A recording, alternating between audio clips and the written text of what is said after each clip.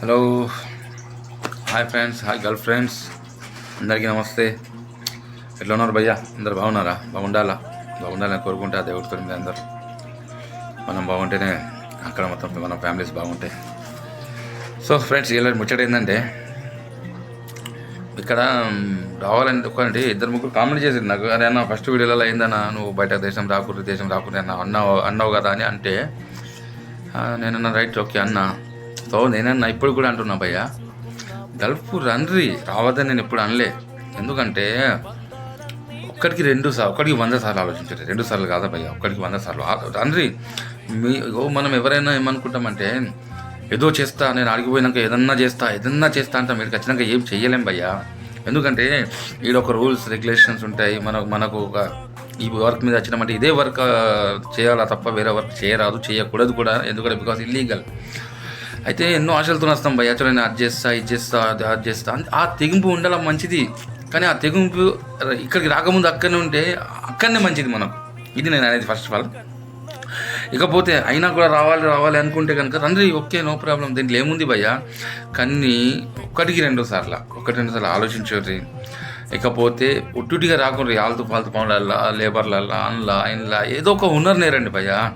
Example driver అన్నా, minimum welder అన్నా, painter అన్నా, సంథింగ్ ఏదన్నా ఒకటి మీకు నచ్చింది చేసిరండి. అది నేను అనేది. ఎందుకంటే భయ్య మనకు అనిపిస్తుంది ఇక్కడ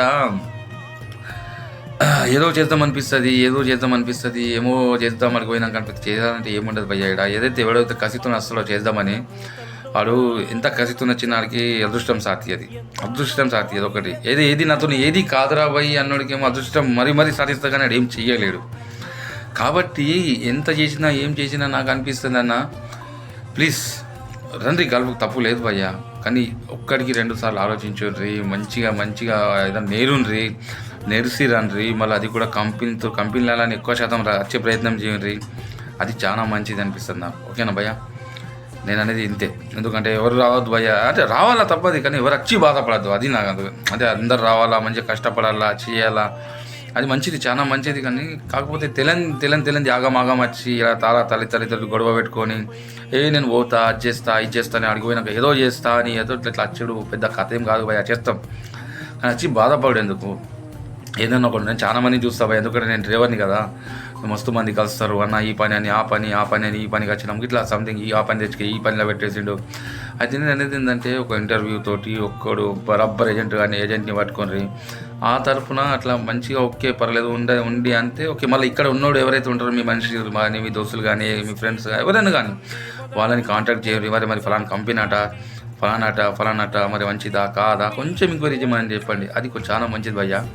నేను అనేది అంతే. ఎందుకంటే చాలా బాధ అనిపిస్తుంది. అప్పుడప్పుడు ఎవరైనా కలుస్తారు కదా అన్న, ఇక్కడ మాకు తోపంటి బాగా బాధలు ఉంటారు. అలా చూసి ఏం చేయగలుగుతాం? ఏం చెయ్యలేము కూడా ఇక్కడ మనం, తెలుసా భయ్య. మన పని మనకే ఇది కాదు, మనం ఇంకొకటి దాంట్లో మనం ఎంత సాయం చేయగలం. అంటే తీసుకుపోయి చాయ్ తాగిపిస్తాం, లేకపోతే అన్నం తినిపిస్తాం, అంతే తప్ప వేరేది ఏం చేయలేము. ఎందుకంటే ఇక్కడ చేయడానికి ఏం లేదు భయ్య. విన్నావా? అది ఒక్కసారి వచ్చే ముందే ఆలోచించగల. ఒక్కసారి అడుగు పెట్టినామా, ఈ సముద్రం అంతే. రావాలా కంపల్సరీ ఇది వెళ్ళిపోవాలా తప్ప లేదు నేను వాపస్ పోతా అంటే కూడా పోరాదు. అది మాత్రం మర్చిపోకరు. కంపల్సరీ చేసుడే, అగ్రిమెంట్ ప్రకారం చేసి వెళ్ళిపోవాలి అంతే. కాకపోతే వచ్చి ఎందుకు బాధపడాలా, దానికన్నా ముందే మొత్తం ఆలోచించరండి, ఏదో నేర్చిరండి, మంచి హునర్ నేర్చుకోర్రి అనేది నేను చెప్పగలుగుతున్నా భయ, అంతే. రైట్. జై ఫ్రెండ్స్, నమస్తే, జై తెలంగాణ.